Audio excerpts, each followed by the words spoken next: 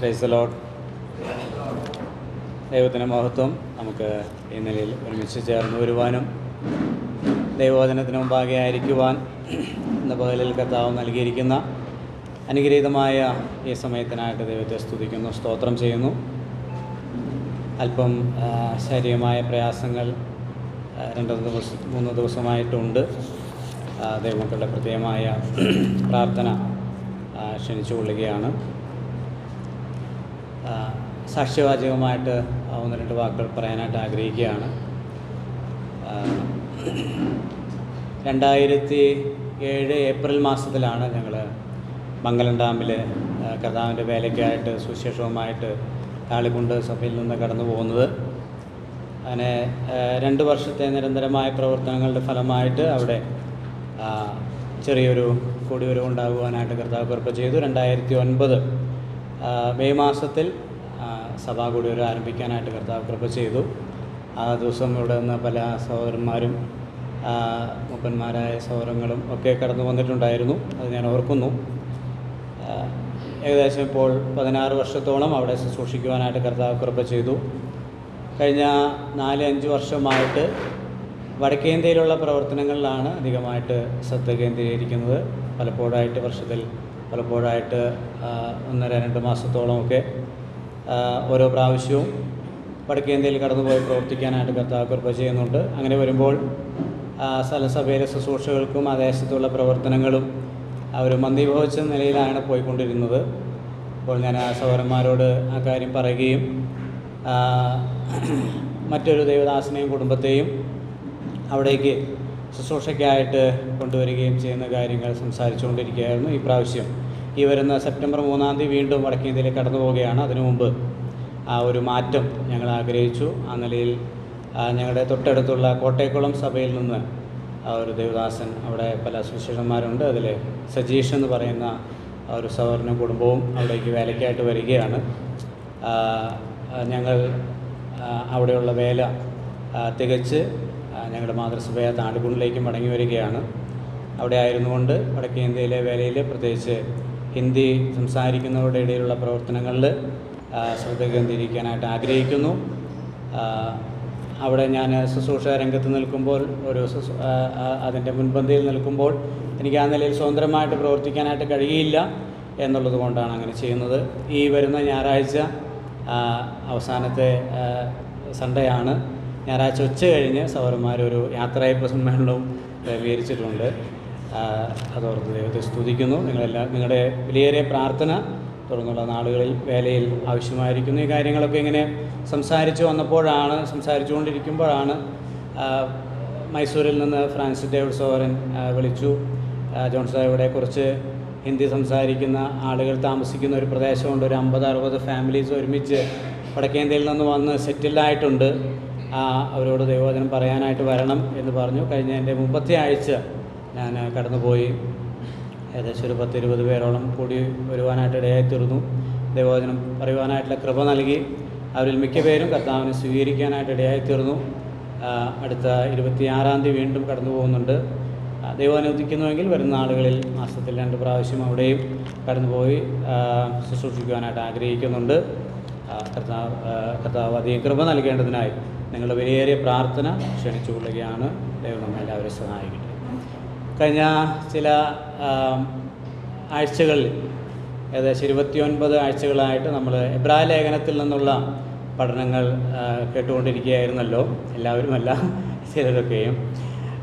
ബാക്കിയുള്ളവരൊക്കെ എനിക്ക് തോന്നുന്നു യൂട്യൂബിൽ കൂടെയൊക്കെ സോഷ്യൽ മീഡിയ വഴി കേൾക്കുന്നുണ്ട് എന്ന് ഞാൻ വിശ്വസിക്കുകയാണ്.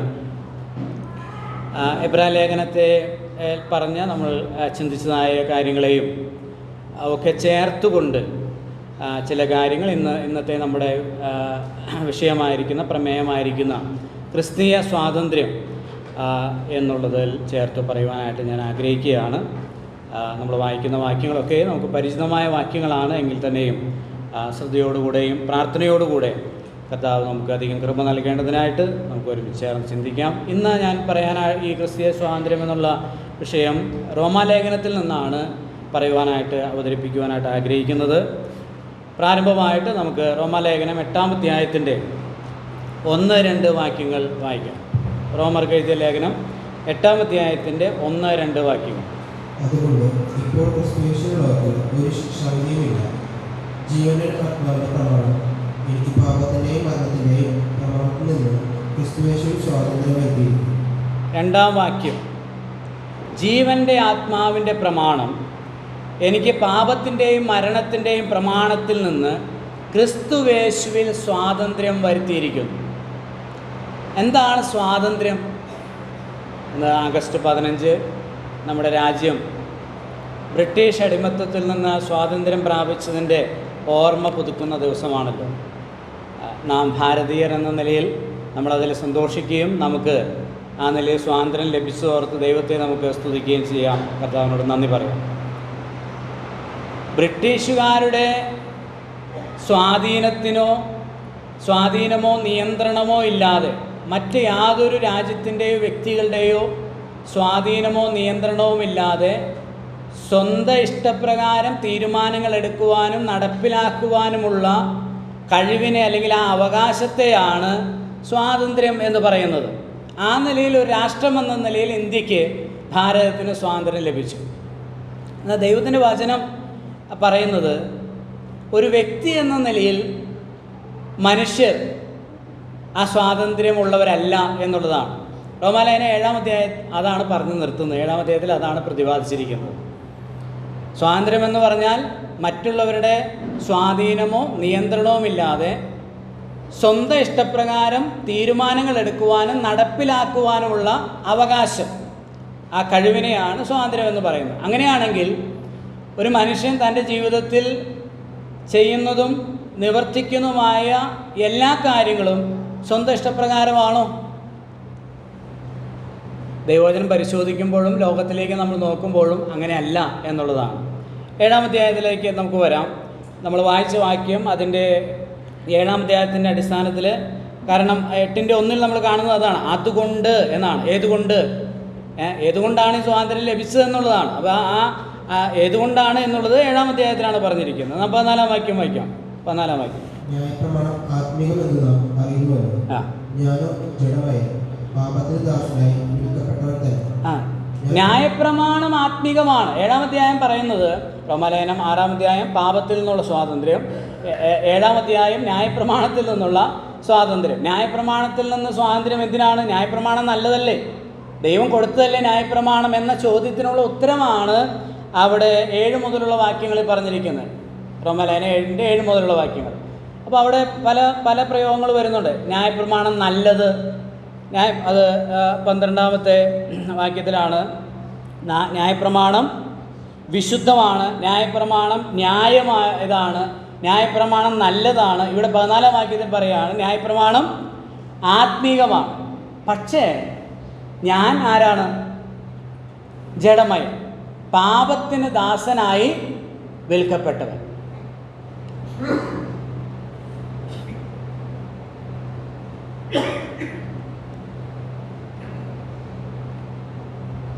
ഞാൻ ജഡമയൻ. ന്യായപ്രമാണം നല്ലതാണ്, പക്ഷെ ഞാൻ ജഡമയനാണ്, പാപത്തിന് ദാസനായി, ഞാൻ പാപത്തിൻ്റെ അടിമയാണ്. അതുകൊണ്ട് ന്യായപ്രമാണത്തിന് എന്നെ സഹായിക്കാനായിട്ട് കഴിയുന്നില്ല. ഈ പാപത്തിന് അധീനനായ അടിമയായ എന്നെ നല്ലത് പ്രവർത്തിപ്പിക്കുവാനായിട്ട് സഹായിക്കുവാനായി ന്യായപ്രമാണത്തിന് കഴിയുന്നില്ല. 17 മുതലുള്ള വാക്യങ്ങൾ വായിക്കാം. ഞാൻ ഇച്ഛിക്കാത്തതിനെ ചെയ്യുന്നുവെങ്കിലോ അതിനെ പ്രവർത്തിക്കുന്നത് ഞാനല്ല, എന്നിൽ വസിക്കുന്ന പാപമത്രേ. അങ്ങനെ നന്മ ചെയ്യാൻ ഇച്ഛിക്കുന്ന ഞാൻ തിന്മ എൻ്റെ പക്കൽ ഉണ്ട് എന്നൊരു പ്രമാണം കാണുന്നു. ഉള്ളതുകൊണ്ട് ഞാൻ ദൈവത്തിൻ്റെ ന്യായപ്രമാണത്തിൽ രസിക്കുന്നു. എങ്കിലും എൻ്റെ ബുദ്ധിയുടെ പ്രമാണത്തോട് പോരാടുന്ന വേറൊരു പ്രമാണം ഞാൻ എൻ്റെ അവയവങ്ങളിൽ കാണുന്നു. അത് എൻ്റെ അവയവങ്ങളിലുള്ള പാപപ്രമാണത്തിന് എന്നെ ബദ്ധനാക്കി കളയുന്നു. മതി. എത്ര മനോഹരമായിട്ടാണ് അവിടെ വിസ്തരിച്ചതെന്ന് നോക്കിക്കേ. നന്മ ചെയ്യണമെന്ന് എനിക്ക് ആഗ്രഹം ഉണ്ട്, പ്രവർത്തിക്കാൻ കഴിയുന്നില്ല. സാധാരണ നമുക്കറിയാം, നമ്മൾ ദൈവവചനമൊക്കെ പറയാനായിട്ട് പോകുമ്പോൾ പല തിന്മകൾക്കും ദുസ്വഭാവങ്ങൾക്കും അടിമപ്പെട്ടിരിക്കുന്ന ആളുകൾ പറയും, സാറേ എനിക്ക് ആഗ്രഹമുണ്ട് ഈ മദ്യപാനത്തിൽ നിന്ന്, ഈ ലഹരിയിൽ നിന്ന് എങ്ങനെയും മോചനം പ്രാപിക്കണം, പക്ഷേ സാധിക്കുന്നില്ല. ഡിസംബർ 31 ഞങ്ങളുടെ സഭയിലുള്ള സഹോദരൻ എപ്പോഴും പറയും, അദ്ദേഹം ആ 31 സാക്ഷ്യം പറയും ഞാൻ നേരത്തെ ആയിരുന്നെങ്കിൽ ഈ 31 ഞങ്ങൾ കൂട്ടുകാരെല്ലാം കൂടി ഭയങ്കര മദ്യപാനായിരിക്കും. എന്ത് പറഞ്ഞിട്ടാ? നാളെ 2025 ജനുവരി 1 മുതൽ എന്തില്ല, മദ്യപാനം ഇല്ല, ഇന്ന് ലാസ്റ്റ് കുടിയാണ് എന്ന് പറഞ്ഞാണ് കുടിക്കുന്നത്. എന്നിട്ട് അദ്ദേഹം പറയാറുണ്ട്, രാവിലെ ഇത് കുടിച്ചെല്ലാം ബോധം പോയി കിടന്ന് ഉറങ്ങി രാവിലെ വൈകി എഴുന്നേൽക്കുമ്പോൾ തപ്പും, ഈ പായയിലൊക്കെ തപ്പുകയാണ് ഇന്നലെ കുടിച്ചതിൻ്റെ ബാക്കി ബോട്ടിൽ വല്ലതും ഉണ്ടോ എന്നുള്ളത്.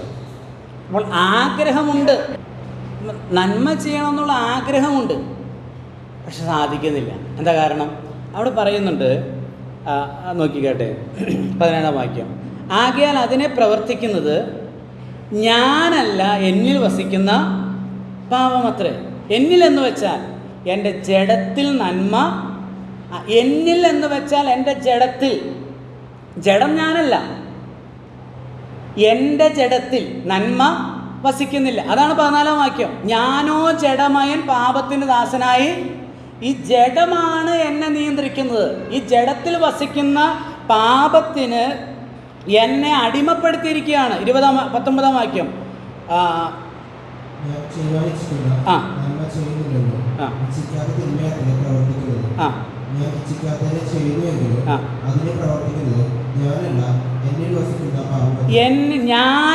ഞാനല്ല എന്നിൽ വസിക്കുന്ന പാപമത്രേ. 23-ാം വാക്യം.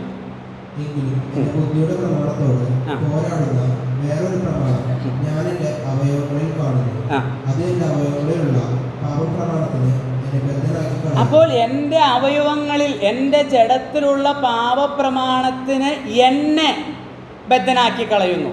നമ്മൾ സാധാരണ പറയാറുണ്ടല്ലോ, എൻ്റെ കൈ വേദനിക്കുന്നു, എൻ്റെ പല്ലിനാണ് പ്രശ്നം, എൻ്റെ മോണ വേദനിക്കുന്നു, എൻ്റെ പനിയൊക്കെ വരുമ്പോൾ നമ്മൾ പറയും എൻ്റെ ശരീരത്തിന് വേദന, ക്ഷീണം, എൻ്റെ. അപ്പോൾ ഞാനാരാ?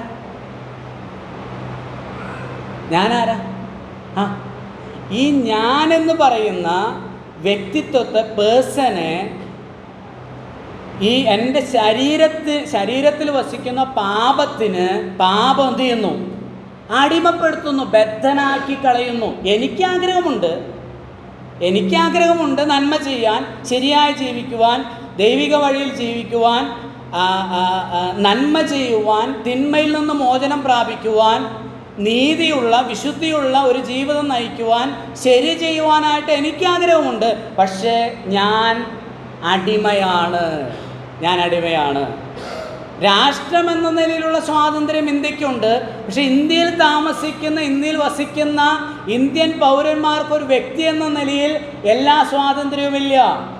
ആ ഓരോ വ്യക്തികളും പാപത്തിൻ്റെ ദാസന്മാരാണ്. നമ്മുടെ കർത്താവ് പറഞ്ഞു യോഹന്നാന്റെ സുവിശേഷം 8-ാം അധ്യായത്തിൽ, പാപം ചെയ്യുന്നവൻ പാപത്തിൻ്റെ ദാസനാകുന്നു. പാപം ചെയ്യുന്നവൻ പാപത്തിൻ്റെ ദാസനാകുന്നു. 23-ാം വാക്യം. ആ പാപത്തിനെ എന്നെ ബദ്ധനാക്കി കളയുന്നു, പാപത്തിൻ്റെ ദാസനാണ്.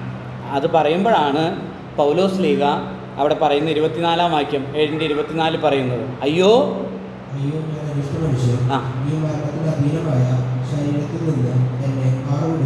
ഈ മരണത്തിന് അധീനമായ ശരീരത്തിൽ നിന്ന് എന്നെ ആർ വിടുവിക്കും. അപ്പോൾ ആദ്യം പറഞ്ഞു ഞാനോ ജഡമയൻ പാപത്തിന് ദാസനായി വിളിക്കപ്പെട്ടവൻ. അങ്ങനെ എൻ്റെ അവയവങ്ങളിൽ കാണുന്ന പാപപ്രമാണത്തിന് എന്നെ ബദ്ധനാക്കി കളയുന്നു. അപ്പോൾ പാപത്തിൻ്റെ ദാസനാണ്. 24-ാം വാക്യം, അയ്യോ ഈ മരണത്തിന് അധീനമായെന്ന് പറഞ്ഞാൽ എന്താ? മരണത്തിന് അടിമയായ, മരണത്തിൻ്റെ കീഴിലുള്ള ഈ ശരീരത്തിൽ നിന്ന് എന്നെ 5-ാം 12-ാം വാക്യം. അതുകൊണ്ട് ഏക മനുഷ്യനാൽ പാപവും പാപത്താൽ മരണവും ലോകത്തിൽ കടന്നു. ഇങ്ങനെ എല്ലാവരും പാപം ചെയ്യിയാൽ മരണം സകല മനുഷ്യരിലും പരന്നിരിക്കുന്നു. അപ്പോൾ പാപത്തിൻ്റെയും മരണത്തിൻ്റെയും അടിമകളാണ് മനുഷ്യൻ.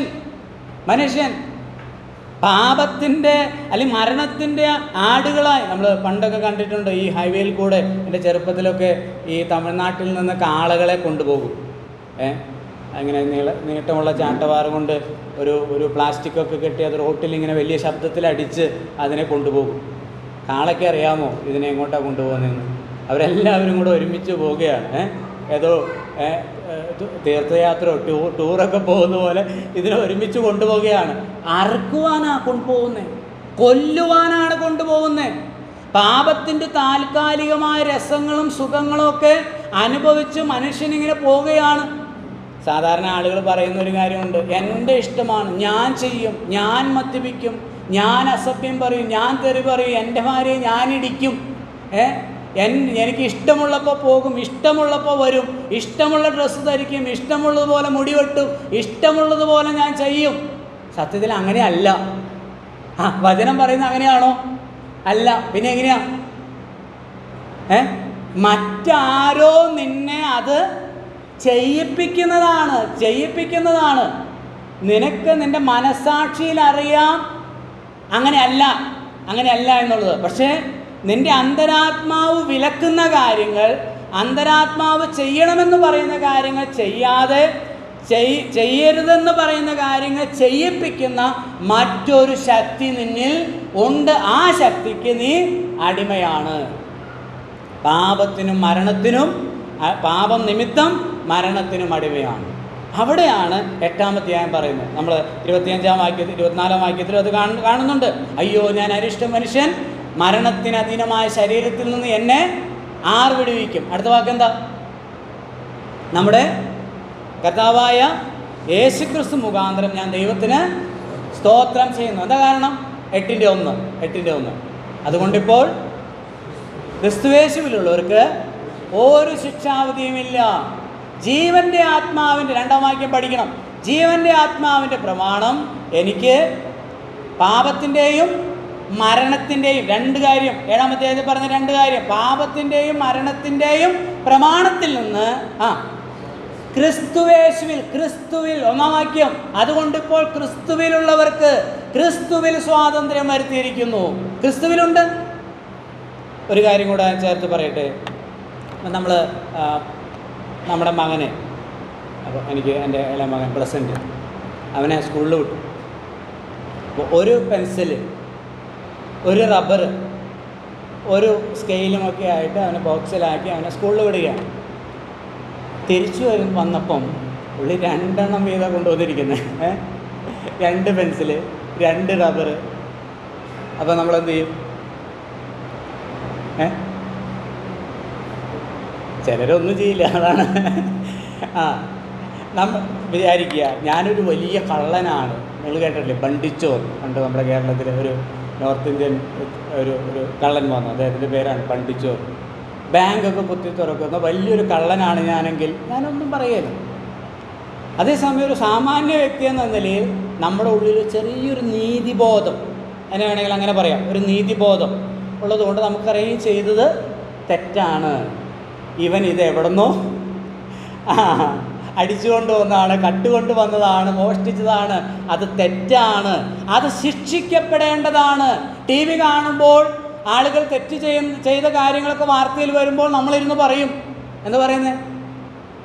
അവനെന്ത് ചെയ്യണം, അവൻ അങ്ങനെ ചെയ്യണം, അവൻ എങ്ങനെ ചെയ്യണം എന്നൊക്കെ നമ്മൾ പറയും. അതെന്താ? ഒരു നീതിബോധം നമ്മുടെ ഉള്ളിലുണ്ട്. അങ്ങനെയാണെങ്കിൽ ദൈവം പാപത്തെ ശിക്ഷിക്കുന്നില്ല ഇല്ലെങ്കിൽ ദൈവം നീതിമാനെന്ന് വരികയില്ല. ദൈവം നീതിമാൻ. അതുകൊണ്ട് നമ്മൾ സങ്കീർത്തനം വായിക്കുന്നുണ്ട്, നീതിയുള്ള ന്യായാധിപതി. അപ്പോൾ ഒരു ന്യായവിസ്താരം വരുന്നുണ്ട്. നമ്മൾ തിരുവചനത്തിന് വായിക്കുന്നുണ്ട്. നമുക്ക് വായിക്കാം അപ്പോസ്തലപ്രവൃത്തികൾ 17-ാം അധ്യായത്തിന് 30-31 വാക്യങ്ങൾ. എന്നാൽ അറിയായ്മയുടെ കാലങ്ങളെ ദൈവം ലക്ഷ്യമാക്കാതെ ഇപ്പോൾ എല്ലായിടത്തും എല്ലാവരും മാനസാന്തരപ്പെടണമെന്ന് മനുഷ്യരോട് കൽപ്പിക്കുന്നു. താൻ നിയമിച്ച പുരുഷൻ മുഖാന്തരം ലോകത്തെ നീതിയാൽ ന്യായം വിധിക്കാൻ അവൻ ഒരു ദിവസത്തെ നിശ്ചയിച്ചു. അത് മരിച്ചവരിൽ നിന്നും അവനെ ഉയർത്തെഴുന്നേൽപ്പിച്ചതിനാൽ എല്ലാവർക്കും അതിന് ഉറപ്പ് നൽകിയിരിക്കുന്നു. താൻ നിയമിച്ച പുരുഷൻ മുഖാന്തരം.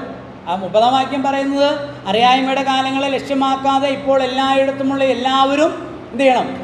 മാനസാന്തരപ്പെടണമെന്ന് ദൈവം മനുഷ്യരോട് കൽപ്പിക്കുന്നു. എന്തുകൊണ്ടാണ്? അടുത്ത വാക്യം, താൻ നിയമിച്ച പുരുഷൻ മുഖാന്തരം ദൈവം ലോകത്തെ നീതിയോടുകൂടെ ന്യായം വിധിക്കുവാൻ ഒരു ദിവസത്തെ നിശ്ചയിച്ചിരിക്കുന്നു. അവനെ മരിച്ചവരിൽ നിന്ന്, ആരെ? ക്രിസ്തുവിനെ മരിച്ചവരിൽ നിന്ന് ഉയർത്തെഴുന്നേൽപ്പിച്ചതിനാൽ അതിൻ്റെ ഉറപ്പ് നമുക്ക് നൽകിയിരിക്കുന്നു. ഉറപ്പുണ്ട്. ഒരിക്കൽ മരിക്കുകയും പിന്നെ ന്യായവിധിയും, മരണശേഷം ന്യായവിധിയുണ്ട്, ശിക്ഷാവിധിയുണ്ട്, ന്യായവിസ്താരമുണ്ട്, ജഡ്ജ്മെൻ്റ് എന്നുള്ളതിന് തെളിവാണ് നമ്മുടെ കർത്താവായ യേശുക്രിസ്തുവിൻ്റെ ലോകാവതാരവും ജീവിതവും മരണവും അടക്കവും ഉയർത്തെഴുന്നേൽപ്പും. അത് യാദൃശ്ചികമാണോ? അത് യാദൃശ്ചികമാണോ? അല്ല. 1 കൊരിന്ത്യർ 15-ാം അധ്യായത്തിൻ്റെ 3-ാം വാക്യത്തിൽ നമ്മളിങ്ങനെയാണ് വായിക്കുന്നത്: ക്രിസ്തു നമ്മുടെ പാപങ്ങൾക്ക് വേണ്ടി തിരുവെഴുത്തുകളിൻ പ്രകാരം മരിച്ചു, അടക്കപ്പെട്ടു, തിരുവെഴുത്തുകളിൻ പ്രകാരം 3-ാം നാൾ ഉയർത്തെഴുന്നേറ്റു. യാദൃശ്ചികമല്ല. യേശുവിൻ്റെ ജനനം, യേശുവിൻ്റെ ജീവിതം, യേശുവിൻ്റെ മരണം, അടക്കം, ഉയർത്തെഴുന്നേൽപ്പ് എല്ലാം തിരുവെഴുത്തുകളിൻ പ്രകാരമാണ്. കർത്താവിൻ്റെ അപ്പുറത്തും ഇപ്പുറത്തും ഓരോ കള്ളന്മാരെ ക്രൂശിച്ചു അല്ലേ? ഈ കള്ളന്മാരുടെ കാല് തല്ലി ഒടിച്ചു. കർത്താവിൻ്റെ ഒടിച്ചോ? എന്താ ഒടിക്കാഞ്ഞ്? എഴുതിയിട്ടുണ്ട്. പെസഹക്കുഞ്ഞാടിൻ്റെ അസ്ഥി എന്ത് ചെയ്യാൻ പാടില്ല? ഒടിക്കാൻ പാടില്ലെന്ന് എഴുതിയിട്ടുണ്ട്. പെസഹക്കുഞ്ഞാടിനെ അറുക്കാം, പക്ഷെ അസ്ഥി ഒടിക്കാൻ പാടില്ല. അസ്ഥി അടക്കം ഇവിടെ രാജചേട്ടൻ ആടിനെ വെട്ടുമ്പോൾ അതിൻ്റെ എല്ലടക്കാണ് വെട്ടുന്നത് അല്ലേ? ഒടിക്കാൻ പാടില്ല. അവൻ്റെ അസ്ഥികളിലൊന്നും പട്ടാളക്കാർക്ക് അറിയായിരുന്നോ? ഇല്ല. 3 പേരുടെയും കാലൊടിച്ചാൽ ആരും ചോദിക്കുകയില്ല. പീലാത്തോസ് അനുമതി കൊടുത്തിട്ടുണ്ട്, പക്ഷെ അവൻ്റെ ഒടിയില്ല. തിരുവെഴുത്തുകളിൻ പ്രകാരം അവൻ്റെ മാത്രം വിലാപ്പുറത്ത് കുന്തം കൊണ്ട് കുത്തി. എന്തുകൊണ്ടാണ്?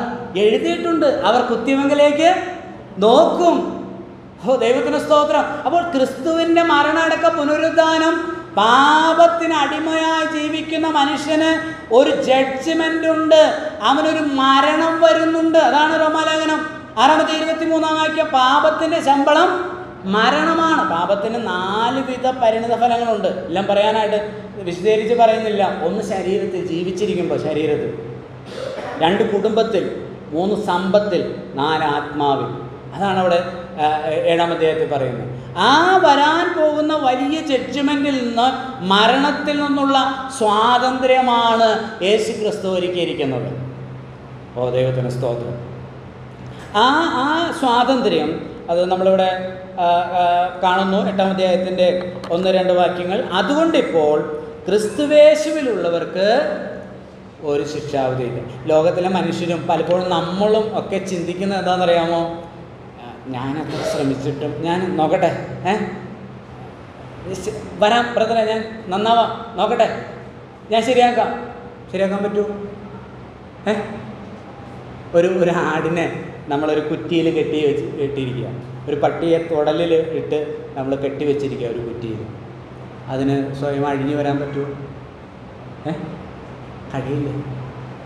അയ്യോ, ഞാൻ അരിഷ്ട മനുഷ്യൻ, മരണത്തിന് അധീനമായ ഞാനോ ജഡമയൻ, പാപത്തിന് ദാസനായി വിൽക്കപ്പെട്ടവൻ. 6-ാം അധ്യായത്തിൻ്റെ 17-ാം വാക്യത്തിൽ പറയുന്നുണ്ട്, പാപത്തിൽ നിന്ന് സ്വാതന്ത്ര്യം പ്രാപിച്ച്. അപ്പോൾ പാപത്തിന് അടിമയാണ്. മറ്റൊരാൾ വന്ന് എന്നെ അഴിക്കണം, എന്നെ സ്വതന്ത്രനാക്കണം. അങ്ങനെ സ്വതന്ത്രനാക്കാനാണ് ആര് വന്നത്? യേശു കർത്താവ് വന്നത്. യോഹന്നാന്റെ ലേഖനത്തിലുണ്ടല്ലോ 3-ാം അധ്യായം 8-ാം വാക്യം.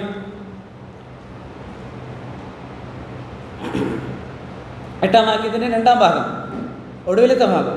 പിശാചിൻ്റെ പ്രവൃത്തികളെ അഴിപ്പാൻ തന്നെ ദൈവപുത്രൻ പ്രത്യക്ഷനായി. പിശാചിൻ്റെ പ്രവൃത്തികളെ അഴിക്കുവാൻ ദൈവപുത്രൻ പ്രത്യക്ഷനായി. അപ്പോൾ അവിടെ മനുഷ്യൻ നിസ്സഹായനാണ്.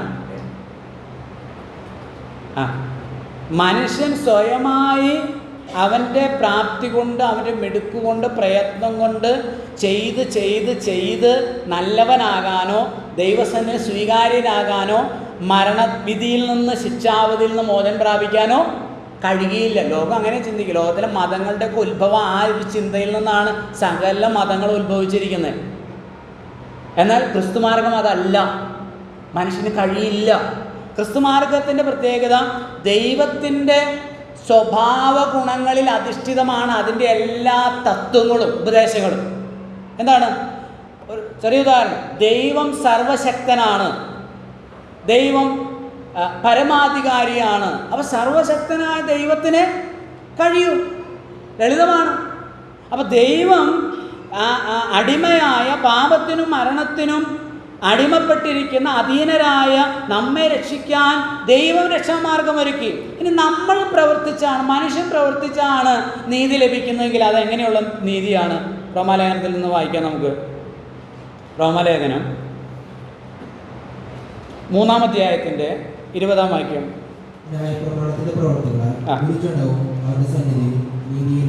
ന്യായപ്രമാണത്തിന്റെ പ്രവൃത്തികളാൽ ഒരു ജഡവും ദൈവസന്നിധിയിൽ എന്ത് ചെയ്യുന്നില്ല? നീതീകരിക്കപ്പെടുന്നില്ല. ഒരു ജഡവും നീതീകരിക്കപ്പെടുന്നില്ല. 4-ാം അധ്യായത്തിൻ്റെ 1, 2, 3 വാക്യങ്ങൾ. നമ്മുടെ പൂർവ്വപിതാവായ അബ്രഹാം ജഡപ്രകാരം എന്ത് പ്രാപിച്ചു എന്ന് പറയുന്നു? അബ്രഹാം പ്രവൃത്തിയാൽ നീതീകരിക്കപ്പെട്ടു എങ്കിൽ അവന് പ്രശംസിപ്പാൻ സംഗതിയുണ്ട്, ദൈവസന്നിധിയിൽ ഇല്ലാതാണ്. തിരുവെഴുത്ത് എന്ന് പറയുന്നു, അബ്രഹാം ദൈവത്തെ വിശ്വസിച്ചു, അത് അവന് നീതിയായി കണക്കിട്ടു എന്ന് തന്നെ. നമ്മുടെ പൂർവ്വ പിതാവായ അബ്രഹാം പ്രവൃത്തികളാൽ എന്ത് പ്രാപിച്ചു? അവൻ പ്രവൃത്തികളാൽ നീതീകരിക്കപ്പെട്ടുവെങ്കിൽ പ്രശംസിപ്പാൻ സംഗതിയുണ്ട്. ഞാൻ നന്നായി ജീവിച്ചുകൊണ്ട്, ഞാൻ വിശുദ്ധമായി ജീവിച്ചതുകൊണ്ട്, ഞാൻ സ്നാനമേറ്റതുകൊണ്ട്, ഞാൻ കർത്തൃമേശ ആചരിച്ചതുകൊണ്ട്, ഞാൻ എല്ലാ മീറ്റിങ്ങിനും വന്നതുകൊണ്ട്, ഞാൻ വചനം പഠിച്ചതുകൊണ്ട്, രാവിലെയും വൈകുന്നേരവും ഞാൻ വചനം വായിച്ചതുകൊണ്ട്, ഞാൻ പ്രാർത്ഥിക്കുന്നത് കൊണ്ട് ദൈവസന്നിധിയിൽ ഞാൻ സ്വീകാര്യനാണെന്ന് പറയാൻ ഒരാൾക്കും കഴിയില്ല. അതവിടെ പറഞ്ഞിരിക്കുന്നത്. അബ്രഹാം പ്രവർത്തികളാൽ നീതീകരിക്കപ്പെട്ടുവെങ്കിൽ അവന് പ്രശംസിപ്പാൻ സംഗതിയുണ്ട്. അടുത്ത ക്ലോസ് എന്താ? ദൈവസന്നിധിയിൽ ഇല്ലതാനും. അതുമായിട്ട് എങ്ങോട്ട് വരണ്ട? ദൈവസന്നിധിയിലേക്ക് വരാൻ കഴിയില്ല. സ്വന്തം നീതി കൊണ്ട് ദൈവസന്നിധിയിലേക്ക് പ്രവേശിക്കാൻ ആർക്കും കഴിയില്ല. മനുഷ്യന്റെ നീതി ദൈവത്തിൻ്റെ നീതിയെ തൃപ്തമാക്കുന്നതല്ല. ദൈവത്തിൻ്റെ വിശുദ്ധനായ, അതിപരിശുദ്ധനായ ദൈവത്തിൻ്റെ നീതിയെ, പരിശുദ്ധിയെ തൃപ്തമാക്കാൻ കഴിയുന്ന ഒരു കർമ്മവും ലോകത്തിലില്ല, ഒരു വിശുദ്ധനുമില്ല. അശുദ്ധനിൽ നിന്ന് ജനിച്ച വിശുദ്ധനുണ്ട്. റോമാലേഖനം പറയുന്നത് എന്താ? നീതിമാൻ 3:10 അല്ലേ? നീതിമാൻ ആരുമില്ല, ഒരുത്തൻ പോലുമില്ല. 23-ാം വാക്യം. ഒരു വ്യത്യാസവുമില്ല, എല്ലാവരും പാപം ചെയ്ത് ദൈവമഹത്വത്തിന് ഞാൻ ഉദ്ദേശിച്ച് ദൈവമഹത്വത്തിന് അയോഗ്യരായെന്ന്. അത് കറക്റ്റ് വേർഡ്. അതായത് ആ യോഗ്യതാ മാർക്കിൻ്റെ താഴെയാണ് എല്ലാവരും നിൽക്കുന്നത്. ആർക്കും ആ ദൈവനീതിയിലേക്ക് എത്തിച്ചേരാനായിട്ട് കഴിയില്ല. ഫിലിപ്പിയർ 3:9 കൂടെ ചേർത്ത് വായിക്കാം. ഫിലിപ്പിയർ 3:9.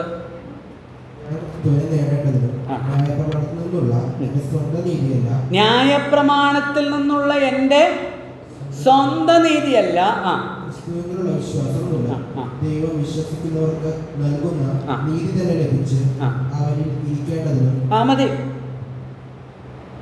ന്യായപ്രമാണം പ്രവർത്തിക്കുന്ന ഒരാൾ 5 വിധ യാഗങ്ങൾ, നമ്മുടെ ഇബ്രാഹിം ചിന്തിച്ച 5 വിധ യാഗങ്ങൾ, 7 വിധ പെരുന്നാളുകൾ, ശബത്ത്, നോമ്പ്, നേർച്ച കാഴ്ചകൾ, കർമ്മങ്ങളൊക്കെ ചെയ്യുന്നയാൾക്ക് നീതി ദൈവം കൊടുക്കുകയാണെങ്കിൽ, അല്ലെങ്കിൽ ആ നീതി അദ്ദേഹം പ്രാപിക്കുന്ന നീതി എന്താ? ഇവിടെ പറയുന്നത് എന്താ? ന്യായപ്രമാണത്തിൽ നിന്നുള്ള എൻ്റെ സ്വന്തം നീതിയല്ല, അത് സ്വന്തം നീതിയാണ്, ഞാൻ ചെയ്തു അതിനാൽ. അപ്പോൾ പാപത്തിൻ്റെയും മരണത്തിൻ്റെയും പ്രമാണത്തിൽ നിന്ന്, അടിമത്വത്തിൽ നിന്ന് ഒരാൾക്ക് ദൈവം അവൻ്റെ സ്വന്തം പ്രവൃത്തിയാൽ നീതീകരണം കൊടുക്കുന്നില്ല. അല്ലെങ്കിൽ ആ സ്വന്തം നീതി, അഥവാ ഒരാൾ അങ്ങനെ ചെയ്യുന്നതിനാലുള്ള നീതി കൊണ്ട് ദൈവസന്നിധിയിലേക്ക് ചെല്ലാൻ കഴിയില്ല. കാരണം മനുഷ്യൻ്റെ നീതിയേക്കാൾ ഉന്നതമാണ് ദൈവത്തിൻ്റെ നീതി. അപ്പോൾ ദൈവം എന്ത് ചെയ്തു? 3-ാം അധ്യായം റോമാലേഖനം 3:24. നിസ്സഹായനായ അടിമയായ മനുഷ്യനെ രക്ഷിക്കാൻ ദൈവം ഒരു കാര്യം മുന്നോട്ട് വെച്ചു. നമുക്ക് നോക്കാം. 3:24. അവന്റെ കൃപയാൽ ഓ സ്തോത്രം! ദൈവം മുന്നോട്ട് വെച്ചതാണെന്ത്? എന്താ? കൃപ മുന്നോട്ട് വെച്ചു. എന്താണ് കൃപ? What is grace? Grace is unmerited favour. കൃപ എന്ന് പറയുന്നത് അർഹിക്കാത്ത ദാനമാണ്. പരിശുദ്ധനായ ദൈവത്തിൻ്റെ സന്നിധിയിലേക്ക് വരുവാൻ ജോൺസന് അർഹതയില്ല, യോഗ്യതയില്ല. 30 വർഷം ദൈവവേല ചെയ്യുന്നു എന്നുള്ളതിനാൽ ദൈവസന്നിധിയിലേക്ക് വരുവാനുള്ള യോഗ്യത ആകുന്നില്ല. ദൈവത്തിൻ്റെ പരിശുദ്ധിയുടെ 7 അയലക്കത്ത് പോലും നിൽക്കാൻ കഴിയില്ല. അങ്ങനെ അനർഹരായ മനുഷ്യരെ അവൻ്റെ സന്നിധിയിലേക്ക് കൊണ്ടുവരുവാൻ, അവൻ്റെ പ്രാർത്ഥനയും ആരാധനയും ദൈവത്തിന് സ്വീകാര്യമാക്കുവാനായിട്ട് അവന് ദൈവം കൊടുക്കുന്ന ദാനമാണ് കൃപ എന്ന് പറയുന്നത്. കൃപ, ആ കാണിക്കുന്ന ഔദാര്യത്തെയാണ് കൃപ എന്ന് പറയുന്നത്. ശ്രദ്ധിച്ചു നോക്കിയ വാക്യം, ദൈവത്തിൻ്റെ കൃപയാൽ, അവൻ്റെ കൃപയാൽ ക്രിസ്തുവേശുവിങ്കലെ, ഓരോ വാക്കുകൾ ശ്രദ്ധിക്കണം, നിങ്ങൾ ആ പുസ്തകത്തിൽ നിന്ന് നോക്കണേ. ക്രിസ്തുവേശുവിങ്കലെ വീണ്ടെടുപ്പ് മൂലം എങ്ങനെ നീതീകരിക്കപ്പെടുന്നത്? സൗജന്യമായിട്ട്. ഞാൻ നേരത്തെ പറഞ്ഞല്ലോ, നമ്മൾ ഈ വേദപുസ്തകത്തിലെ തത്വങ്ങൾ അല്ലെങ്കിൽ ഒരു ആത്മീയമായ കാര്യത്തിൽ ഒരു തത്വം പറയുമ്പോൾ ലോകത്തിലെ എല്ലാ മനുഷ്യരും ശ്രദ്ധിക്കേണ്ടുന്ന ഒരു കാര്യമുണ്ട്. ദൈവത്തിൻ്റെ ദൈവിക ഗുണങ്ങളുമായിട്ട് അതിന് യോജിപ്പുണ്ടോ എന്ന് നോക്കണം. അപ്പോൾ ദൈവം എങ്ങനെ കൊടുക്കുന്നു എന്നാണ് പറഞ്ഞ നീതീകരണം? സൗജന്യമായിട്ട്. ഇനി വില മേടിച്ചിട്ടാണ് കൊടുക്കുന്നതെങ്കിലോ ശരിയാവോ? കാരണം ദൈവത്തിൻ്റെ സ്വഭാവത്തിൽ അങ്ങനെ ഒരു പരിപാടിയേ ഇല്ല. ഇങ്ങോട്ട് വാങ്ങിച്ചിട്ട് 10 രൂപ എറിയുക, കുരിശ് കാണുമ്പോൾ, നേർച്ചപ്പെട്ട് കാണുമ്പോൾ 5 രൂപ 10 രൂപ, അല്ലെങ്കിൽ നീ വരയ്ക്കുന്നതിനാൽ, നീ സ്തോത്ര കാഴ്ച ഇടുന്നതിനാൽ, ഞാൻ നേരത്തെ പറഞ്ഞ പോലെ നീ സ്നാനമേൽക്കുന്നതിനാൽ, നീ എന്തെങ്കിലും ചെയ്യുന്നതിനാൽ ആണ് ദൈവം നിന്നെ നീതീകരിക്കുന്നതെങ്കിൽ അത് നീതീകരണം അല്ല. ദൈവത്തിന് അങ്ങനെ ചെയ്യാൻ കഴിയില്ല. ആഥൻസിൽ പ്രസംഗിക്കുമ്പോൾ, തത്വജ്ഞാനികളുടെ ഇറ്റില്ലമായ ആഥൻസിൽ പ്രസംഗിക്കുമ്പോൾ പൗലോസ് പറയുന്നുണ്ട്, ലോകവും അതിലുള്ളതൊക്കെ ഉണ്ടാക്കിയ 17:24 മുതൽ അപ്പോസ്തലൻ പ്രവൃത്തി, ഉണ്ടാക്കിയ ദൈവം ആകാശത്തിനും ഭൂമിക്കും ഉടയവനായതുകൊണ്ട് മനുഷ്യനിർമ്മിതമായ ആലയങ്ങളിൽ വസിക്കുന്നില്ല. അവൻ എല്ലാവർക്കും ജീവനും അവൻ എന്തിനെങ്കിലും മുട്ടുള്ളവനെന്ന പോലെ മനുഷ്യൻ്റെ കൈകളാലുള്ള ശുശ്രൂഷയും ആവശ്യപ്പെടുന്നില്ല. അവൻ എല്ലാവർക്കും ജീവനും ശ്വാസവും സകലവും സൗജന്യമായി കൊടുക്കുന്നു. അപ്പോൾ സൗജന്യമായി കൊടുത്ത് സൗജന്യമായി നൽകി നമ്മെ നീതീകരിക്കുന്നതാണ് ദൈവത്തിൻ്റെ പദ്ധതി. അതിനെയാണ് കൃപ എന്ന് പറയുന്നത്. ദൈവസന്നിധിയിലേക്ക് വരുവാൻ, പാപത്തിൽ നിന്ന് മോചനം പ്രാപിക്കുവാൻ, അടിമപ്പെട്ടിരിക്കുന്ന പാപത്തിൻ്റെയും മരണത്തിൻ്റെയും ആ ശിക്ഷാവിധിയിൽ നിന്ന് വിടുതൽ പ്രാപിക്കാൻ മനുഷ്യന് സ്വയമേവ കഴിയാതിരുന്നപ്പോൾ ദൈവം തൻ്റെ പുത്രനെ അയച്ച് ആ രക്ഷ ഒരുക്കി. അത് ആ വാക്യത്തിലുണ്ട്. 24-ാം വാക്യം, അവൻ്റെ കൃപയാൽ ക്രിസ്തുവേശുവിങ്കലെ വീണ്ടെടുപ്പ്. ക്രിസ്തുവിലാണ് അതുള്ളത്. അതിൽ 8-ന്റെ 1. അതുകൊണ്ടിപ്പോൾ ക്രിസ്തുവേശുവിലുള്ളവർക്ക് ക്രിസ്തുവിലാണ് നീതീകരണം. 1 കൊരിന്ത്യർ 1-ാം വാക്യം, 1 കൊരിന്ത്യർ 1-ാം വാക്യം,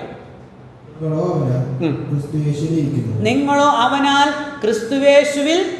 അത് ഓർക്കണേ, നിങ്ങൾ ലേഖനങ്ങളൊക്കെ വായിക്കുമ്പോൾ ആ വാക്ക് ശ്രദ്ധിക്കണം. അവനിൽ, ക്രിസ്തുവിൽ, യേശു ക്രിസ്തുവിൽ, അവനിൽ. ക്രിസ്തുവിൽ നമുക്ക് എന്തുണ്ട്? വായിച്ചാൽ അവൻ നമുക്ക് ദൈവത്തിങ്കൽ നിന്ന് ജ്ഞാനവും നീതിയും ശുദ്ധീകരണവും വീണ്ടെടുപ്പുമായി തീർന്നു. അപ്പൊ ദൈവികമായ വീണ്ടെടുപ്പ്, ദൈവികമായ നീതി, ദൈവികമായ ശുദ്ധീകരണം ആരിലുണ്ട്?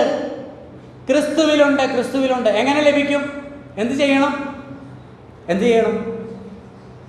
അവിടെയാണ് വേദപുസ്തകം റോമാലേഖനം പ്രത്യേകിച്ച് പറയുന്ന ഒരു കാര്യം, എന്ത് വേണ്ട? പ്രവർത്തിക്കുന്നവനില്ല. അത് ദൈവവചനം പറയുന്നത്. അല്ല, ഞാനും ചെയ്യാം, ഞാനും ട്രൈ ചെയ്യാം, ഞാനും കൂടെ അതിനകത്ത് ആഡ് ചെയ്യാം, എനിക്ക് പറ്റുന്ന പോലെങ്കിൽ ഞാനും ചെയ്യാം. നിനക്ക് പറ്റുന്ന പോലെ നീ ചെയ്യുന്നുവെങ്കിൽ നിനക്ക് ആ രക്ഷ ഇല്ല, ആ വീണ്ടെടുപ്പ് ഇല്ല. പ്രവർത്തികൾ കൂടാതെയുള്ള നീതീകരണം. നമ്മളെ ഗലാത്യ ലേഖനം 2-ാം അധ്യായത്തിൻ്റെ 16-ാം വാക്യം വായിക്കാം. 2:16. എന്നാൽ യേശുക്രിസ്തുവിലുള്ള വിശ്വാസത്താലല്ലാതെ ന്യായപ്രമാണത്തിന്റെ പ്രവൃത്തികളാൽ മനുഷ്യൻ നീതീകരിക്കപ്പെടുന്നില്ല എന്ന് അറിഞ്ഞിരിക്കൊണ്ട് നാമും ന്യായപ്രമാണത്തിന്റെ പ്രവൃത്തികളാലല്ല ക്രിസ്തുവിലുള്ള വിശ്വാസത്താൽ തന്നെ നീതീകരിക്കപ്പെടേണ്ടതിന് ക്രിസ്തു യേശുവിൽ വിശ്വസിച്ചു. നോക്കി, അവിടെ എത്ര പ്രാവശ്യം ആവർത്തിച്ച് പറഞ്ഞിരിക്കുന്നതെന്ന് ശ്രദ്ധിച്ചായിരുന്നു? എത്ര പ്രാവശ്യം ആവർത്തിച്ച് പറഞ്ഞിരിക്കുന്നത്? എന്താ? എന്തിനാൽ മാത്രമാണ്? വിശ്വാസത്താൽ മാത്രം. എന്നാൽ യേശുക്രിസ്തുവിലുള്ള വിശ്വാസത്താലല്ലാതെ ന്യായപ്രമാണത്തിൻ്റെ പ്രവൃത്തികളാൽ മനുഷ്യൻ നീതീകരിക്കപ്പെടുന്നില്ല എന്നറിഞ്ഞിരിക്കുകൊണ്ട് നാമും ന്യായപ്രമാണത്തിൻ്റെ പ്രവൃത്തികളാലല്ല ക്രിസ്തുവിലുള്ള വിശ്വാസത്താൽ നീതീകരിക്കപ്പെടേണ്ടതിന് ക്രിസ്തുവേശുവിൽ വിശ്വസിച്ചു. ന്യായപ്രമാണത്തിൻ്റെ പ്രവൃത്തികളാൽ ഒരു ജഡവും 3 പ്രാവശ്യം പറഞ്ഞിരിക്കുക. പ്രവൃത്തികളാൽ ഇല്ല. ഇവിടെ ഇരിക്കുന്ന ആരെങ്കിലും അങ്ങനെ ചിന്തിക്കുന്നുണ്ടെങ്കിൽ, ഞാൻ പ്രവർത്തിച്ച് ഞാൻ ശരിയായിട്ട് ഞാൻ ദൈവസേനയിലേക്ക് വരാം, അപ്പോൾ എനിക്ക് എന്നിൽ ദൈവം പ്രസാദിക്കും, ദൈവം എന്നെ സ്വീകരിക്കുമെന്ന ചിന്തയാണെങ്കിൽ അത് ഒരിക്കലും നടക്കാൻ പോകുന്നതല്ല. ദൈവം അങ്ങനെ ആരെയും സ്വീകരിക്കുന്നില്ല. അങ്ങനെയാണെങ്കിൽ ദൈവത്തിൻ്റെ കൃപയല്ല. റോമാലേഖനം 11:8 11:6 എന്താ? കൃപയാലെങ്കിൽ പറഞ്ഞാട്ടെ, കൃപയാലെങ്കിൽ പ്രവൃത്തിയാലല്ല, അല്ലെങ്കിൽ കൃപയല്ല. ദൈവം കൃപ കാണിച്ചിട്ടാണ് നമുക്ക് ദൈവസന്നിധിയിൽ സ്വീകാര്യതയും പ്രവേശനവും ലഭിക്കുന്നതെങ്കിൽ അവിടെ നമ്മുടെ ഭാഗത്തുനിന്ന് ഒന്നും കൂട്ടിച്ചേർക്കാൻ ആവശ്യമില്ല. പ്രവൃത്തി വേണ്ട. എന്ത് ചെയ്യണം? പക്ഷേ ഈ കൃപയിൽ ദൈവം എന്നോട് കാണിച്ച ഔദാര്യത്തിൽ, ആ ഔദാര്യമാണ് കാൽവരി ക്രൂശിലെ ബലി, ആ ദിവ്യ ബലി, ആ പരമയാഗം. ആ പരമയാഗത്തിൽ ഞാൻ സമ്പൂർണ്ണമായിട്ട് വിശ്വസിച്ച് ആശ്രയിക്കും, സമ്പൂർണ്ണമായിട്ട് അതിൽ മാത്രം. ഇനി അവിടെ പറഞ്ഞ വാക്കുകളെല്ലാം നമ്മൾ എടുത്താൽ ക്രിസ്തുവിൽ എന്നല്ലേ, അല്ലേ? അതുകൊണ്ടിപ്പോൾ ക്രിസ്തുവേശുവിലുള്ളവർക്ക് ശിക്ഷാവധിയില്ല. 8:2 എന്താ? പാപത്തിൻ്റെയും ജീവൻ്റെ ആത്മാവിൻ്റെ പ്രമാണം എനിക്ക് ക്രിസ്തുവേശുവിൽ പാപത്തിൻ്റെയും മരണത്തിൻ്റെയും പ്രമാണത്തിൽ നിന്ന് സ്വാതന്ത്ര്യം. എവിടെ? ക്രിസ്തുവേശുവിൽ. അപ്പോൾ നമ്മൾ ഓരോരുത്തരും എപ്പോൾ ക്രിസ്തുവേശുവിലായിത്തീരുന്നുവോ അന്ന്, അല്ലെങ്കിൽ ആയിത്തീർന്നുവോ അന്ന് നമുക്ക് എന്ത് കിട്ടി? പാപത്തിൻ്റെ, മരണത്തിൻ്റെ, ശിക്ഷാവിധിയുടെ, ന്യായവിസ്താരത്തിൻ്റെ ആ വിധിയിൽ നിന്ന് നമുക്ക് എന്ത് കിട്ടി? സ്വാതന്ത്ര്യം. ഈ ജസ്റ്റിഫിക്കേഷൻ ബൈ ഫെയ്ത്ത്, വിശ്വാസത്താലുള്ള നീതി, വിശ്വാസത്താൽ നീതീകരണം എന്നോ ആ വാക്കിൻ്റെ അർത്ഥം. ജസ്റ്റിഫിക്കേഷൻ അതൊരു കോടതി വാക്കാണ്, അല്ലേ? കോടതി വാക്ക്, ജസ്റ്റിസ് എന്നൊക്കെ പറയുന്നത്, അല്ലേ? അതെന്താ? ആ കോടതിയിൽ വരുന്ന, ഞാൻ അതിനെങ്ങനെയാണ് പറയുന്നത്? ആ കുറ്റപത്രം റദ്ദാക്കി. സ്തോത്രം. കുറ്റപത്രമേ നമുക്കെന്തില്ല ഇനി. അതാ 8:1. അതുകൊണ്ടിപ്പോൾ ക്രിസ്തുവേശുവിലുള്ളവർക്ക് ശിക്ഷാവിധിയില്ല. കുറ്റപത്രം റദ്ദാക്കി. വിചാരണയ്ക്ക് മുമ്പേ, കാരണം ദൈവം തൻ്റെ പുത്രനെ, 2 Corinthians 5:21, പാപം അറിയാത്തവനെ നാം അവനിൽ, കണ്ടോ ആ വാക്ക് കണ്ടോ? അവനിൽ, ക്രിസ്തുവിൽ. ക്രിസ്തുവിൽ എന്തുണ്ടെന്നാ വായിച്ചേ? 1 Corinthians 1:30 നീതീകരണവും വീണ്ടെടുപ്പും ശുദ്ധീകരണവുമുണ്ട്. അപ്പം ക്രിസ്തുവിൽ പാപം അറിയാത്തവനെ നാം അവനിൽ, അടുത്ത വാക്ക്, ദൈവത്തിൻ്റെ നീതിയാകേണ്ടതിന്. നമ്മൾ ജീവിതകാലം മുഴുവൻ പ്രവർത്തിച്ച് പരിശ്രമിച്ച് വചനം കേട്ട് രാവിലെ വൈകുന്നേരം ബൈബിൾ വായിച്ച് പ്രാർത്ഥിച്ച് ദൈവപ്രസാദം നേടാമെന്ന് വിചാരിച്ചാൽ, അങ്ങനെയാണെങ്കിൽ മോനെ വായിച്ച് ഗലാത്യലേഖനം തന്നെ, മോൻ ഗലാത്യലേഖനം എഴുതിയിരിക്കുന്നത് 2:21 വായിച്ച്. 2:21.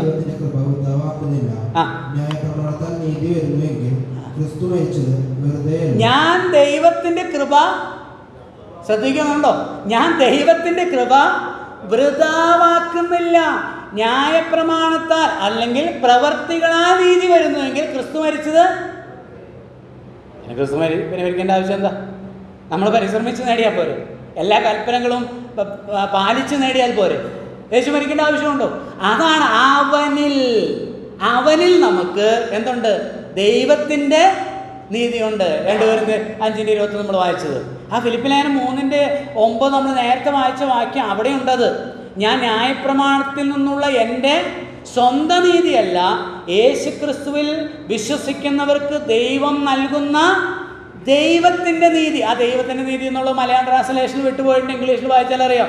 ദൈവത്തിൻ്റെ നീതി പ്രാപിക്കേണ്ടതിന്, യേശുക്രിസ്തുവിൽ വിശ്വസിക്കുന്നവർക്ക് ദൈവം കൊടുക്കുന്ന നീതി ഏതാ?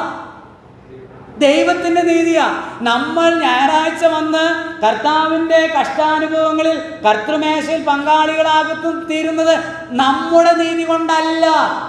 നാം ദൈവസന്നിധിയിലേക്ക് അടുത്തു ചെല്ലുന്നത്, അപ്പായെ പിതാവേ എന്ന് വിളിക്കുന്നത് നമ്മുടെ നീതിയാലല്ല. പിന്നെ ആരുടെ നീതിയാലാ? ക്രിസ്തു കാൽവരി ക്രൂശിൽ ഒരുക്കിയ ദൈവനീതിയാലാണ്. അത് ആർക്കാ കിട്ടുന്നത്? ആർക്കാ കിട്ടിയത്? ക്രിസ്തുവിനായി വിശ്വസിക്കുക എന്ന് പറയാൻ വേണ്ടല്ലോ. അത് മനസ്സിലാകാം. അത് കേവല വിശ്വാസം, ഒരു സാമാന്യ വിശ്വാസം അല്ല. അത് അവിടെയാണ്. അതുകൊണ്ടാണ് നമുക്ക് ആ ബോധ്യമില്ലാത്ത ഒരു കൺഫർമേഷൻ, ഒരു കൺവിക്ഷൻ പലപ്പോഴും ആളുകൾക്ക് കിട്ടാത്ത. അവനിലായിത്തീരണം, ക്രിസ്തുവിൽ. ഈ രക്ഷ കിട്ടാൻ, അല്ലെങ്കിൽ നമ്മൾ സാധാരണ പറയുന്ന ഒരു വാക്കാണ് രക്ഷിക്കപ്പെട്ടു. ഈ രക്ഷിക്കപ്പെടുവാനായിട്ട് ഈ രക്ഷ നമ്മൾ പ്രാപിച്ചത് എങ്ങനെയാ?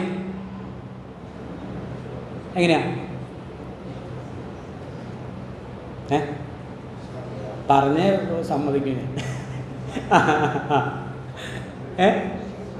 വിശ്വാസത്താൽ അല്ലേ? കേവലം വിശ്വസിക്കുക മാത്രമാണോ ചെയ്തേ? വചനം കേട്ട്, അത് ഫെദലാന 1:13 നിങ്ങളുടെ രക്ഷയെക്കുറിച്ചുള്ള സുവിശേഷം എന്ന സത്യവചനം നിങ്ങൾ കേൾക്കുകയും കേട്ടിട്ട് അവനിൽ വിശ്വസിക്കുകയും ചെയ്തിട്ട് പരിശുദ്ധാത്മാവിനെ മുദ്രയേൽപ്പിച്ചിരിക്കും. അപ്പോൾ രക്ഷാവചനം കേൾക്കണം, കേട്ടിട്ട് വിശ്വസിക്കണം. വിശ്വാസം മാത്രം മതിയോ? എന്താണ്? ഏറ്റു പറയണം അല്ലേ? ഏറ്റു പറയണം. വിശ്വസിക്കേണ്ടത് എന്താണ്? എന്താ വിശ്വസിക്കേണ്ടേ? ഞാൻ പാപിയാണ്, എൻ്റെ പാപത്തിൽ നിന്ന് മോചനം പ്രാപിക്കാൻ എന്നെക്കൊണ്ട് ആകില്ല. അത് ആരൊരുക്കിയിട്ടുണ്ട്? കർത്താവ് ഒരുക്കിയിട്ടുണ്ട്. അത് വിശ്വസിക്കും. അത് മതിയായതാണ്. അത് പെർഫെക്റ്റാണ്. അതിലെനിക്ക് സമ്പൂർണ്ണ രക്ഷയുണ്ട്. എനിക്ക് പാപത്തിൻ്റെയും മരണത്തിൻ്റെയും പ്രമാണത്തിൽ നിന്ന്, അല്ലെങ്കിൽ അടിമത്തത്തിൽ നിന്ന് എനിക്ക് വിടുതൽ അതിൽ ഉണ്ട്. എനിക്കത് മതി. അതെന്ത് ചെയ്യണം? വിശ്വസിക്കണം. എന്നിട്ട് ഈ യേശുവിനെ റോമാലേഖനം 10:9-10 നമുക്കറിയാലോ. സൺഡേ സ്കൂളിൽ പറഞ്ഞല്ലേ? സൺഡേ സ്കൂളിൽ ഏറ്റവും പറഞ്ഞല്ലേ? ഗ്രൂപ്പ് ക്ലാസ്സിൽ അത് പറഞ്ഞേ. യേശുവിനെ കർത്താവെന്ന് വായ് കൊണ്ട് ഏറ്റുപറയുകയും ദൈവം അവനെ മരിച്ചവരിൽ നിന്ന് ഉയർപ്പിച്ചു എന്ന് ഹൃദയം കൊണ്ട് വിശ്വസിക്കുകയും ചെയ്താൽ നീ രക്ഷിക്കപ്പെടും. അടുത്ത വാക്യം കൂടെ ഹൃദയം കൊണ്ട് നീതിക്കായി വിശ്വസിക്കുകയും വായ് കൊണ്ട്. അത് 2 കാര്യം ചെയ്യണം. 1 വിശ്വസിക്കണം, 2 അത് തന്നെ യോഹന്നാൻ 1:12 പറഞ്ഞിരിക്കുന്നത്. അവനെ കൈക്കൊണ്ട്, അതാണ് ഈ ഏറ്റുപറയുക എന്ന് പറയുന്നത്. സ്വീകരിക്കുക. 2 വിശ്വസിക്കുക. അവനെ കൈക്കൊണ്ട് അവൻ്റെ നാമത്തിൽ വിശ്വസിക്കുക. അവൻ്റെ നാമത്തിൽ പാപമോചനമുള്ളൂ, അതുകൊണ്ട് വിശ്വസിക്കണം. അപ്പോൾ ഈ ഏറ്റുപറയുക അല്ലെങ്കിൽ കൈക്കൊള്ളുക എന്ന് പറയുന്നതിൻ്റെ അർത്ഥം എന്താ? യേശുവിനെ കർത്താവെന്ന് ഏറ്റുപറയണം. കർത്താവെന്ന് പറഞ്ഞാൽ എന്താ? യേശു എന്ന് പറഞ്ഞാൽ എന്താ അർത്ഥം? രക്ഷിതാവ്. അവൻ തൻ്റെ ജനത്തെ അവരുടെ പാപങ്ങളിൽ നിന്ന് രക്ഷിപ്പാനിരിക്കൊണ്ട് അവന് യേശുവിൽ രക്ഷയുണ്ട്. പക്ഷെ യേശുവിനുള്ള രക്ഷ എനിക്ക് കിട്ടണമെങ്കിൽ ഈ യേശുവിനെ ഞാൻ ആരായിട്ട് സ്വീകരിക്കണം? യേശു നമ്മുടെ ഡോറിൻ്റെ പുറത്ത് യേശുവിനെ നിർത്തുകയും, അതല്ലേ നമ്മൾ ചെറിയാൻ സാർ മനോഹരമായ ഉദാഹരണം അതിന് പറഞ്ഞിട്ടുണ്ട്. ചെറിയാൻ സാറ് പറഞ്ഞിരിക്കുന്നത്, ഹോട്ടലിൽ പോയി. അപ്പോൾ ചോദിച്ചു എന്താ കഴിക്കാനുള്ളത്? ഇവിടെ ഇഡ്ഡലി ദോശ, തമിഴ്നാട്ടിലല്ലേ, അപ്പോൾ ഇഡ്ഡലി ദോശ ഒക്കെ ഉണ്ട്. അതിനെന്താ? അതിന് ഇങ്ങനെ 15 പൈസ അന്നത്തെ വില പറയും, അല്ലെ 50 പൈസ. അപ്പോൾ അതിൻ്റെ കൂടെ എന്താ കഴിക്കാൻ? അതിൻ്റെ കൂടെ ചട്നി, സാമ്പാർ. അതിനെത്രയാണ്? അതിന് വിലയില്ല, അത് സൗജന്യമാണ്. എന്നാൽ ഒരു പാത്രം കൊടുത്തിട്ട് കുറച്ച് ചട്നി സാമ്പാറൊക്കെ എനിക്ക് തോന്നുന്നത് സൗജന്യമാണ്. കിട്ടുമോ? കിട്ടില്ല. ഇത് വാങ്ങണം വില കൊടുത്ത്. ഈ യേശുവിനെ ആരായിട്ട് സ്വീകരിക്കണം? കർത്താവായിട്ട്. യേശുവുമായി ഒരു ബാന്ധവത്തിലേക്ക് വരണം. യേശുവിലായിത്തീരണം. യേശു എൻ്റേതായിത്തീരണം. യേശു എൻ്റെ കർത്താവാണെന്ന് പറയണം. ഇന്ന് വരെ ഞാൻ എൻ്റെ ഇഷ്ടപ്രകാരം ജീവിച്ചു. കർത്താവ് സമം കർത്തൃത്വം നടത്തുന്ന ലോർഡ്, യജമാനൻ, സ്വാമി. യേശു എൻ്റേതാണ്. യേശുവിൻ്റെ ഇഷ്ടത്തിന് ഞാൻ ജീവിക്കാം. യേശു കർത്താവേ, നീയാണ് എൻ്റെ കർത്താവ്. ഒരു ഉദാഹരണം പറഞ്ഞ് വേഗം മനസ്സിലാവും.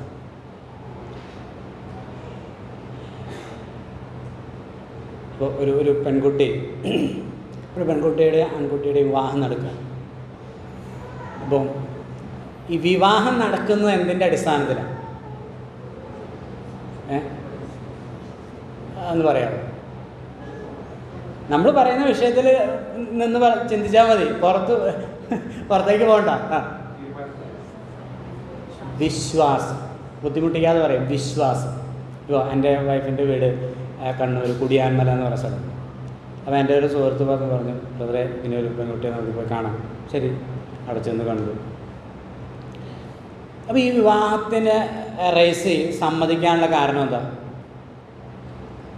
അങ്ങ് കണ്ണൂർ 250 കിലോമീറ്ററിന് ഇപ്പുറത്ത് തൃശ്ശൂരുള്ള എൻ്റെ വീട്ടിലേക്ക് വരാൻ, എൻ്റെ കൂടെ ജീവിക്കാൻ സമ്മതിച്ചത് എന്തുകൊണ്ടായിരിക്കാം? വിശ്വാസം. മാതാപിതാക്കന്മാരും സഭയിലെ ദേവദാസന്മാരൊക്കെ പറഞ്ഞു കാണുന്നത് കുഴപ്പമില്ലേ ചെറുക്കൻ, നിന്നെ നോക്കിക്കോളും, നിന്നെ പോറ്റിക്കോളും എന്ന് പറഞ്ഞപ്പോൾ അതിലെന്ത് ചെയ്തു? വിശ്വസിക്കുകയും പിന്നീട് നമ്മുടെ രീതി അനുസരിച്ച് എന്ത് ചെയ്തു? പരസ്പരം സ്വീകരിച്ചു. അങ്ങനെ സ്വീകരിച്ചപ്പോൾ ആ വലങ്കരം കൊടുത്ത് ആ ബാന്ധവത്തിലേക്ക്, അവിഛിന്നമായ ബാന്ധവത്തിലേക്ക് വന്ന ആ നിമിഷത്തിൽ ഈ എൻ്റെ മുമ്പിൽ നിൽക്കുന്ന ഈ മനുഷ്യൻ ഇന്നു മുതൽ എൻ്റെ ഭർത്താവാണ്, ഏക ഭർത്താവാണെന്ന് പറഞ്ഞ ആ നിമിഷം, ഉഭയസമ്മതത്തിലൂടെ, ഉടമ്പടിയിലൂടെ സ്വീകരിച്ച ആ നിമിഷം മുതൽ എന്നിലും എനിക്കുള്ള എല്ലാ വസ്തുവകയിലും പ്രൈസിക്ക് എന്ത് കിട്ടി? അവകാശം കിട്ടി. വീട്ടിൽ വന്ന് വീടടിച്ചു വാരിയിട്ടും പാത്രം കഴുകിയിട്ടും തുണി കഴുകിയിട്ടും മക്കളെ പ്രസവിച്ചിട്ടും വീട്ടുകാരെ നോക്കിയിട്ടും ആണോ? അല്ല. എപ്പോൾ കിട്ടി? സ്വീകാര്യത്തിലൂടെ, വിശ്വാസത്തിലൂടെ സ്വീകരിച്ചതിനാൽ ലഭിച്ചു. ഇതുവരെ കർത്താവിനെ അങ്ങനെ സ്വീകരിച്ചിട്ടില്ലെങ്കിൽ ഇന്ന് അങ്ങനെ സ്വീകരിക്കണം. അതിനൊരു ഡേറ്റ് ഉണ്ടല്ലേ? അതിനൊരു ബോധ്യമുണ്ട്. ഞാൻ ജനിച്ച ഒരു ദിവസം അങ്ങനെ സ്വീകരിച്ചിട്ട്. ഇപ്പോൾ ഞാൻ വടക്കേന്ത്യയിൽ വേലയ്ക്ക് പോകുമ്പോഴും ഞങ്ങൾ തമ്മിലുള്ള ബന്ധം എങ്ങനെയാണ്? അതെവിടെയാണ് ബന്ധിക്കുന്നത്? താലിയിലാണോ? അല്ല. ഈ ബന്ധം എവിടെയാണ്? ഹൃദയത്തിലാണ്, ആ വ്യക്തിത്വത്തിലാണ്. അതിനെ ബോണ്ട് ചെയ്തിരിക്കുകയാണ്. ആ ബാന്ധവം അവിഛിന്നമായിട്ട്. അവൾ എൻ്റെ ഹൃദയത്തിലും ഞാൻ അവളുടെ ഹൃദയത്തിലും. ഞാൻ യേശുവിലും യേശു എന്നിലുമായതിനാൽ എൻ്റെ രക്ഷ സുനിശ്ചിതമാണ്, നഷ്ടമാകാത്തതാണ്. എൻ്റെ നീതീകരണം ദൈവം നൽകിയതാണ്. എൻ്റെ പ്രവൃത്തിയിലോ മിടുക്കിലോ എൻ്റെ വിശുദ്ധിയിലോ അധിഷ്ഠിതമല്ല. അതാ ഇവിടെ പറഞ്ഞ 8:1. അതുകൊണ്ടിപ്പോൾ ക്രിസ്തുയേശുവിലുള്ളവർക്ക് ഒരു ശിക്ഷാവധിയുമില്ല. സ്വാതന്ത്ര്യം കിട്ടി. ന്യായവിസ്താരത്തിൽ നിന്ന് സ്വാതന്ത്ര്യം കിട്ടി. അവൻ കുറ്റക്കാരനായ, അവൻ കുറ്റം ക്ഷമിച്ചു കൊടുത്തിരിക്കുന്നു എന്നല്ല വിധി. അതല്ല വിധി. അതാണ് വിധി. അതിന് ജസ്റ്റിഫിക്കേഷൻ എന്ന് പറയില്ല. അതല്ല വിധി. ഇപ്പൊ കുറ്റം ചെയ്തിട്ടില്ല. ജോൺസൺ കുറ്റം ചെയ്തിട്ടില്ല. അതാ കുറ്റം ചെയ്തിട്ടുണ്ടല്ലോ. എങ്ങനെ ദൈവം അങ്ങനെ പറഞ്ഞ ശരിയാവുന്നത്? അല്ല. ദൈവത്തിന് അങ്ങനെ പറയാൻ അവകാശമുണ്ട്. എന്താ അവകാശം?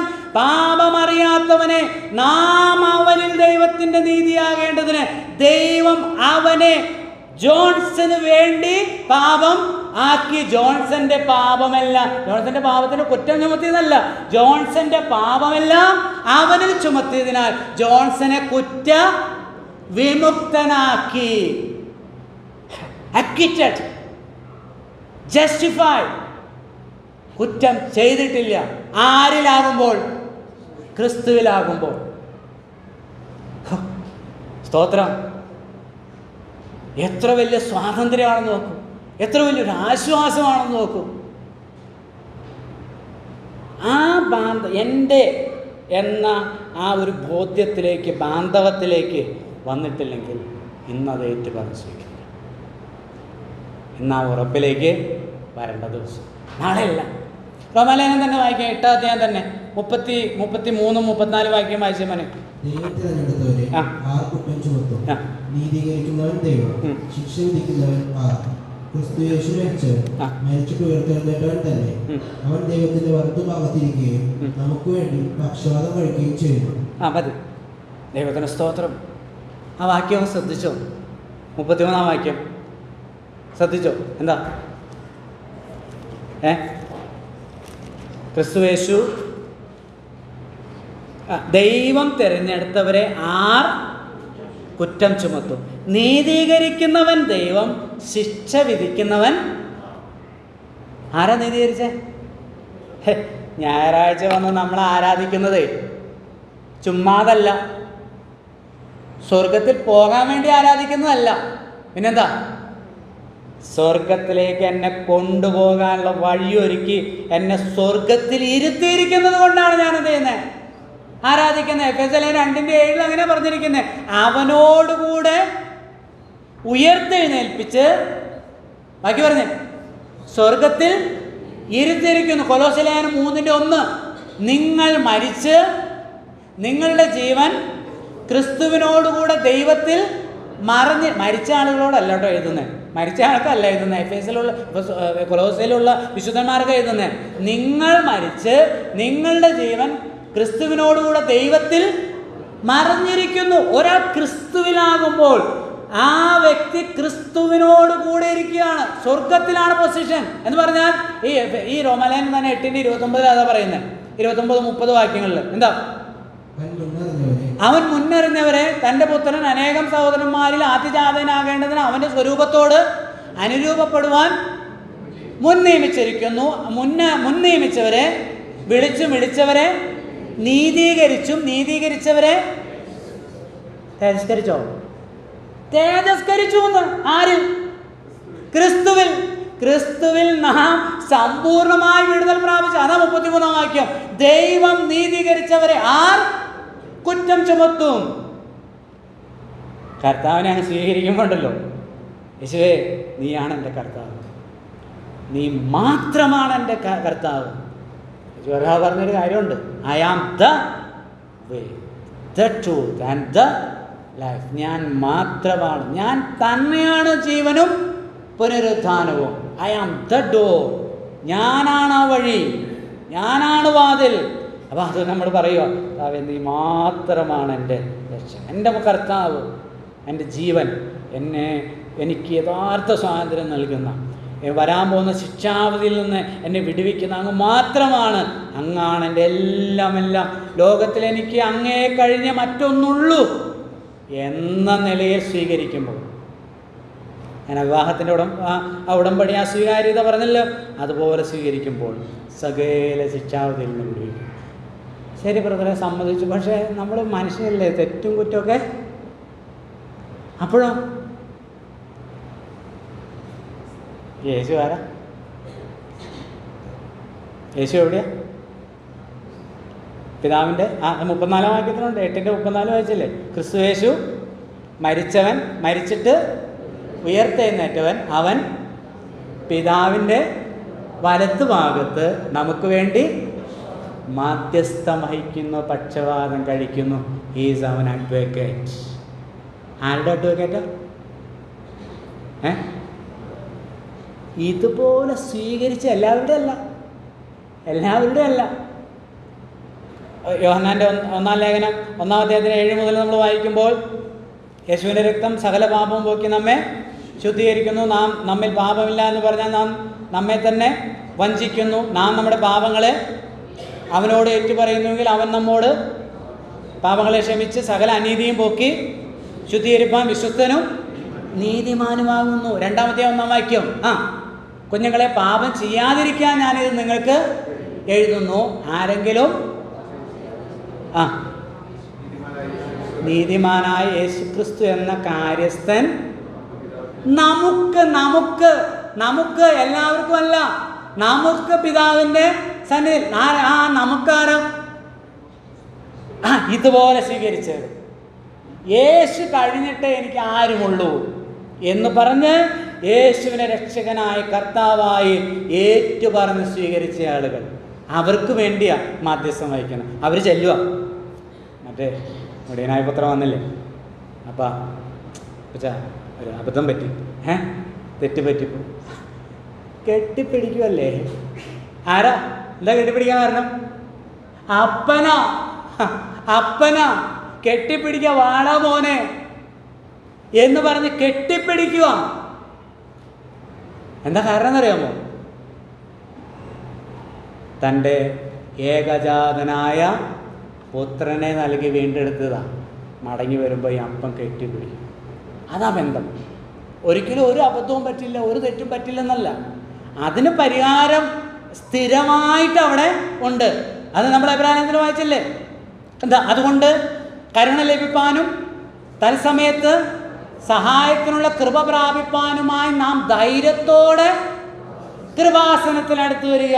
അവിടെ ചെന്ന് കൃപാസനത്തിലേക്ക് ചെന്ന് കർത്താവേ രാവിലെ വൈകിട്ട് നമ്മളത് പറയുമ്പോൾ നമുക്ക് വേണ്ടി കൃപാസനം ഇറങ്ങി വന്ന് എന്ന് പറഞ്ഞാൽ ദൈവ സാന്നിധ്യം ഇറങ്ങി വന്ന് നമ്മെ സഹായിക്കുന്ന ഒരു പിതാവായി, ഒരു കർത്താവായി, ഒരു അഡ്വക്കേറ്റായി യേശു നിനക്ക് വേണ്ടി തീരുകയാണ്. എപ്പോൾ?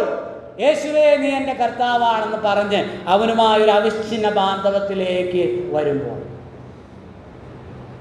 സ്വീകരിക്കാൻ തയ്യാറാണ്. ഇതുവരെ ആ ബോധ്യമില്ലാത്തവർ എന്ന് സ്വീകരിക്കും.